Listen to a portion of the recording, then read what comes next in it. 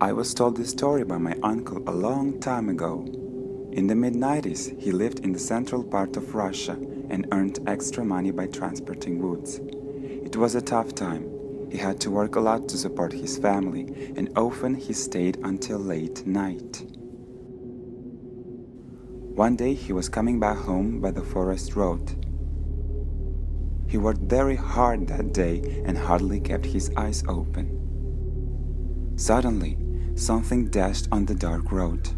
It was impossible to see what it was right away, and he almost rammed into that strange shadow. He pulled up short. On the road in the dark there was a girl in dirty, wrinkled clothes. What was she doing in the woods 10 kilometers away from the nearest settlement that night? He felt uneasy. But then he worried over that girl who was on her own in complete darkness. There might be bears and pack of starving wolves. He gave her a honk and gestured to get in the car to drive her to the nearest village.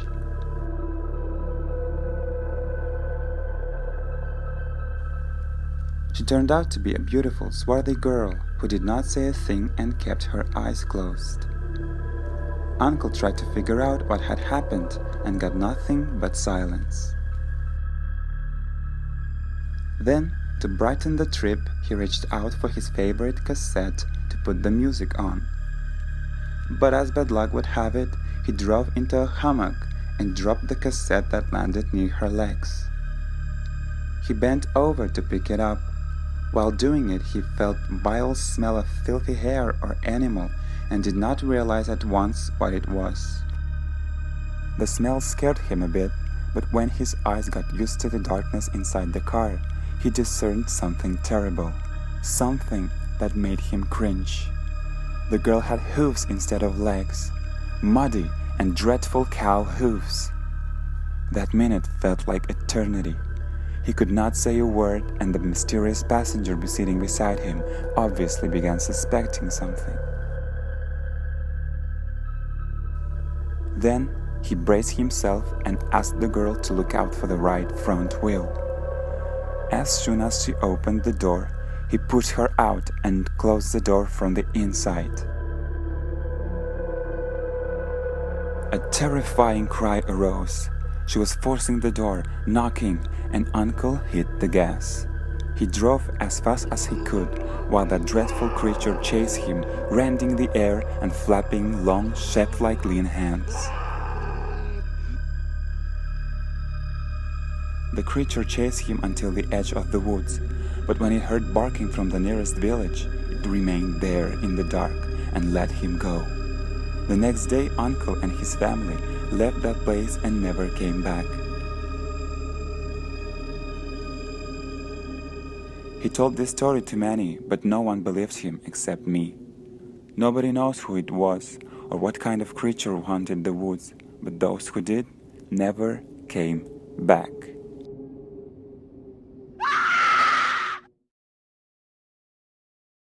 My friend Martha told me the scary story that happened to her the other day.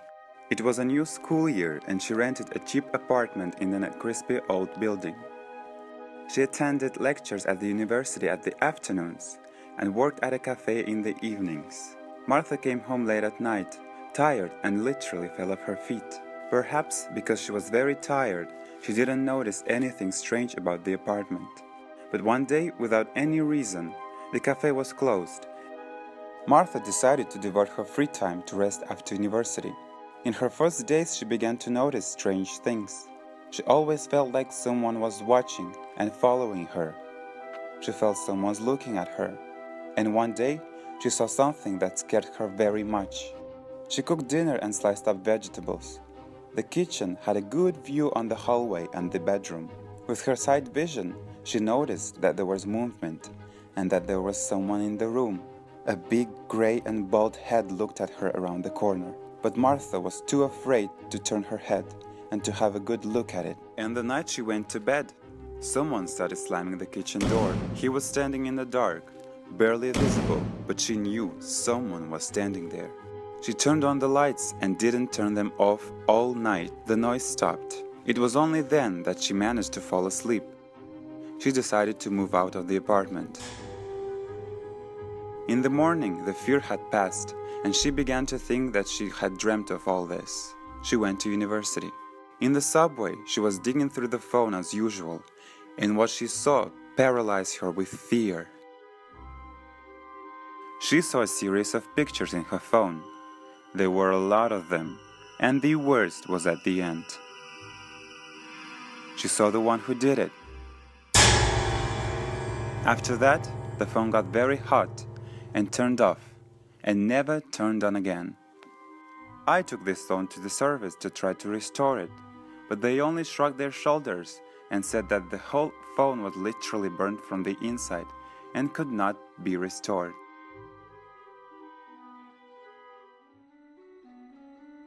My father gave me binoculars, and I went out to the balcony every night to admire the moon, the stars, and sometimes to spy on the windows. Well, who didn't do that? There, I noticed that the lights in one window were blinking suspiciously. The lights went out and out again. As soon as I pointed my binoculars at that window, it stopped blinking. There was a girl in the window standing with her back to me. She was combing her hair, and I thought I'd take a little more look. Suddenly, she turned and stared right at me. She had a terrible, twisted face. Her eyes were looking at me. They were big and stretched out. A terrible smile and cracked teeth supplemented all this horror. Then she walked away from the window with a nasty, cracked gait. I stood behind the curtain and watched, wanting to know what would happen next. Then in the next window, I saw her creepy figure. Then the lights in the hallway started blinking. She went out to the stairwell. I looked through binoculars and I was horrified. She was still looking at me and she seemed to be running towards me. I saw her running down the stairs. Her crazy eyes were still looking at me. The lantern next to that house started blinking and I saw her curved figure crawling out of the hallway. Her head was unnaturally turned towards me. I walked out of the apartment to the stairwell. When I got out, I heard the street door slamming downstairs. She walked into our house. So she's definitely coming to me. Curiosity overwhelmed my fear, and I looked down. She was looking at me. I ran back into the apartment and I sat behind the door. It was silence, and all I could hear was my breath and my heart beating. Then, someone or something came to my door.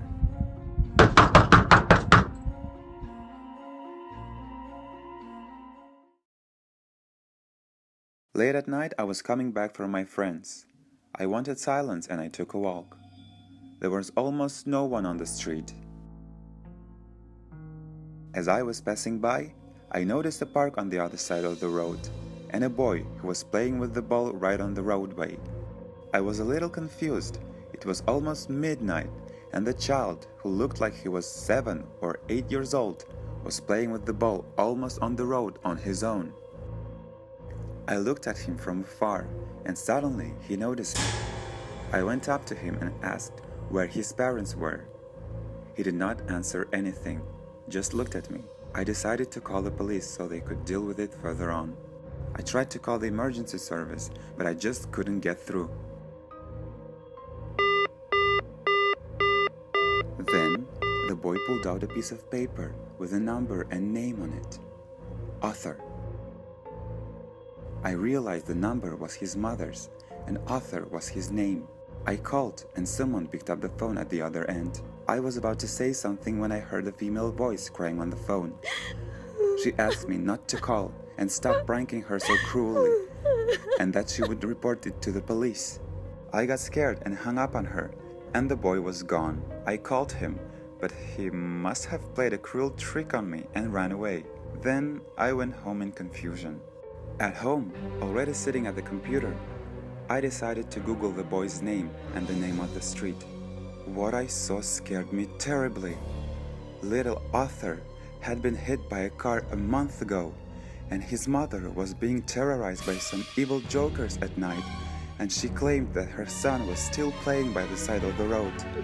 I was also an unwitting joker when I had met the boy's spirit on the roadway. I will tell that story on behalf of my friend Alice. Alice lived an ordinary life. She played with her friends, kept a diary, studied at school. She had the most ordinary working parents, wonderful mom and dad. Everything was fine. And then he showed up. Alice told me the first time she saw him was in the park. She was playing with her friends on the swing when she noticed him. He was standing far away from them, but Alice saw that he was looking at her. She told her friend about it, but she didn't see the old man and said she overheated herself in the sun. Time passed by, and he still appeared on the street and looked at her with his big yellow eyes.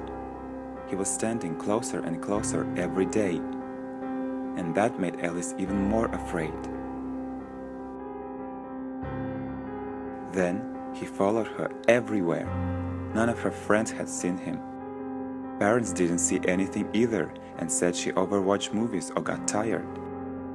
And sometimes they just said that she made it up, as it is common for children. But he started showing up at school. He could sit on the far desk and look at her. It scared her very much. Alice couldn't relax and rest. He sat in the subway car when she was on her way home, and every day he was standing closer and closer. A week ago, Alice saw him at home. He was sitting on the ceiling. His ugly face, a beard, long rotten teeth, and big yellow eyes looked at her without blinking. And he kept smiling. Alice thought she was losing her mind. She didn't sleep well and got weaker every day, and he got scarier and bigger. Her parents began to notice that something was wrong with their daughter and decided to go to the hospital the next day. That terrible night, Alice went to bed as usual. Mom said good night and closed the door.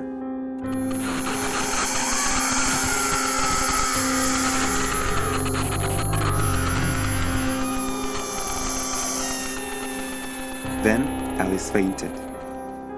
She woke up only in the hospital in the morning.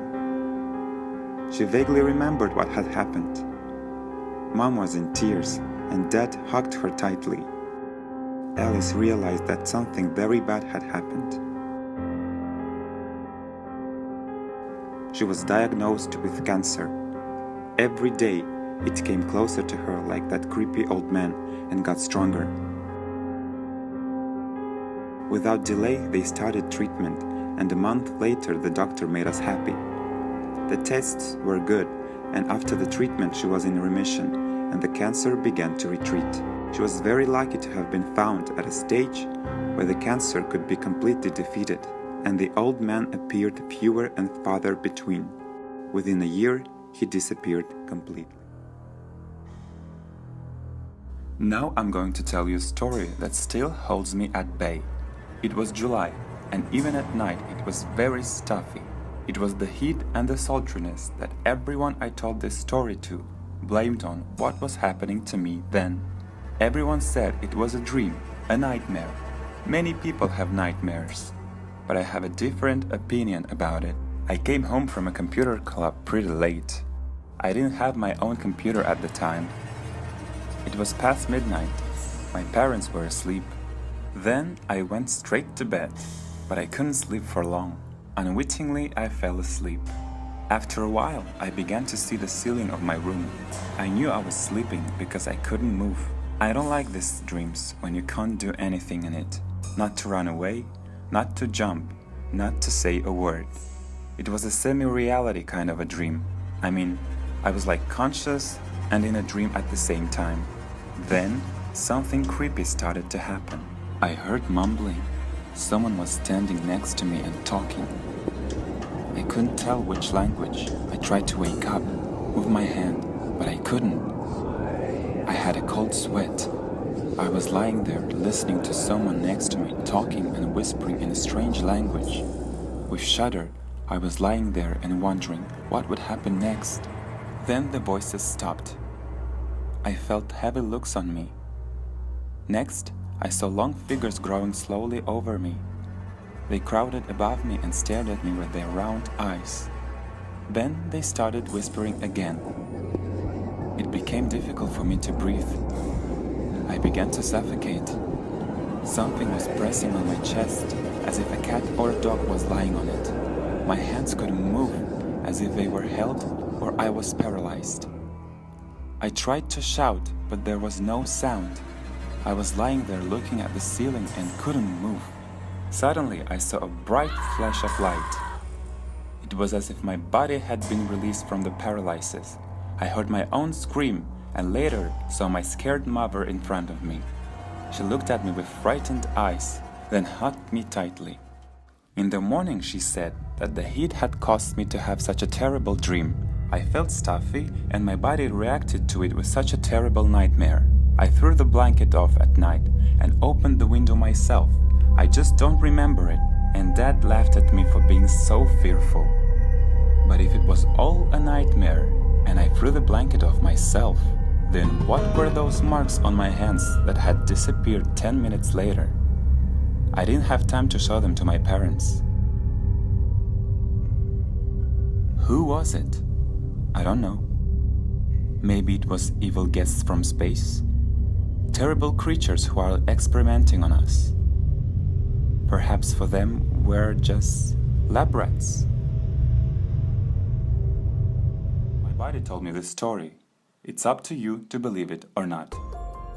Andrew worked as a taxi driver in our small town from morning till late at night, and there was almost no need to stay behind.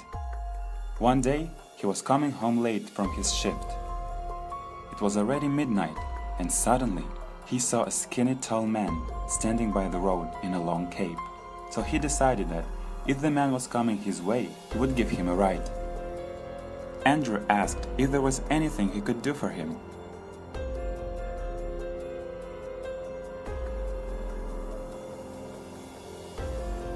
The man bent over and looked in the car.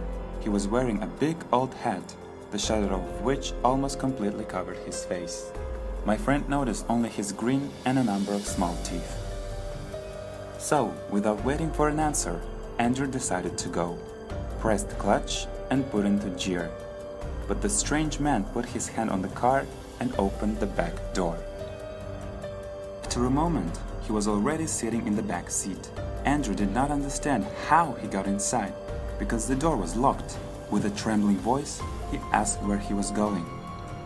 The passenger gestured forward and they started off. Andrew was driving and didn't know exactly where he needed to go. He kept his eyes on the road 1 second and looked in the mirror the next. He saw the traveler in the mirror. He was silent and smiling strangely. After a while, Andrew was away a little and kept his eyes on the road for a few minutes.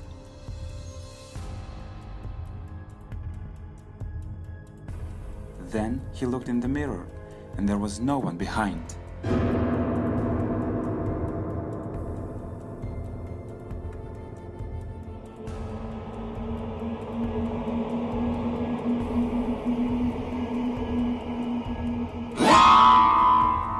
He woke up in a cold sweat.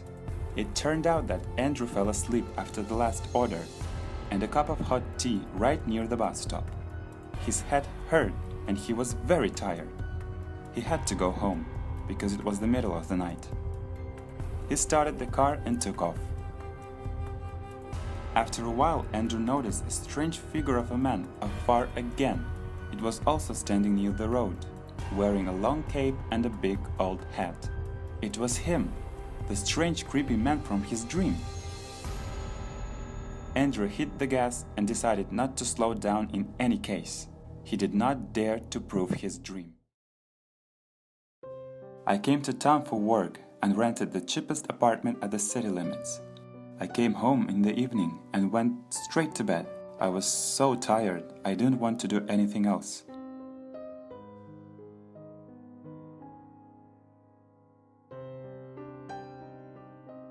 Somewhere in the middle of the night, I heard some kind of clatter from the upstairs neighbors.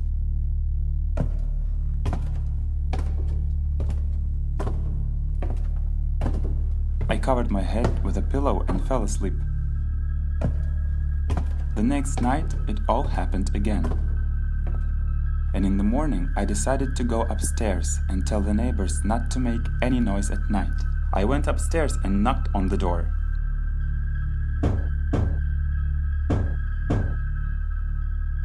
A lovely lady opened the door and immediately invited me over. I got confused because I was playing the kips and was ready to argue. But the old lady called me into the kitchen and offered me tea and biscuits. While drinking tea, I choked with a biscuit and started coughing. I couldn't breathe. My eyes were looking at the old lady, who wasn't doing anything and was looking at me 1 second.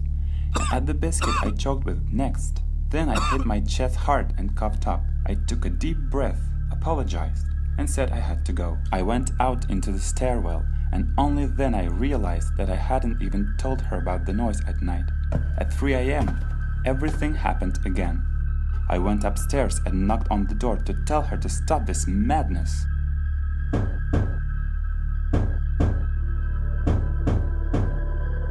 I knocked a number of times, but nobody opened the door. Then a neighbor who lived the next door came along. Why are you making all this noise and swarming into? I live downstairs, and the neighbor who lives in this apartment won't let me sleep, with stamping her feet and rattling with plates at night. Are you crazy? This apartment has been empty for a long time. The owner died 8 years ago. They say she choked with a biscuit while drinking tea. Stupid death. No one lives there? But I had tea with her last night. I'll go, sorry. Every time the same thing. A new resident, the same story. Everyone went crazy. I decided to go outside and sit on the bench under our windows. I didn't want to sleep, and it was terrifying to go back home. It was true. There was no light in the apartment. The windows were old, and obviously no one took care of them. Then what was it yesterday? I was distracted by something, and then I saw this old woman's silhouette in the window. She was standing there creepily smiling and holding a broken cup in her hand.